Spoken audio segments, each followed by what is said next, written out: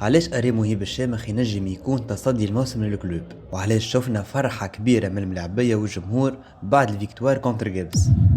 شهر مارس كان شهر صعيب برشا على الكلوبستية، خروج من شامبيون الباسكيت كونتر القروان، خسارة ضد المسير في الكوب، وخسارة ضد الترجي في ديربي الهوند.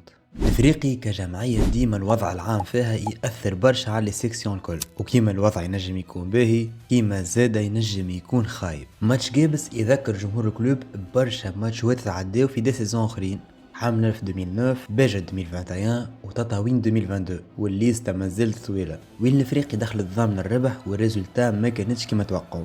وماتش جابس ما كانش ديفيرون برشا على طرح هذوما، حسينا اللي كانت فما برشا بريسيون وصفر فرصه للكلوب. لين جات كرة شوات اللي من 4 فرصة ماركا البونتو الأول، الميتون ثاني باقي بنفس الريتم لين وصلنا للدقائق الأخرى اللي كانوا صعاب. وفي لحظة سيناريو الخيبات رجع، أما المرة هذه مهيب الشامخ نحى كورة مهمة برشا، حسيناها نحى تحمل كبير على أصحابه اللي زادوا ثاني وخلتهم يفرحوا برشا مع الجمهور اللي أكيد مازال يستنى منهم ما أكثر.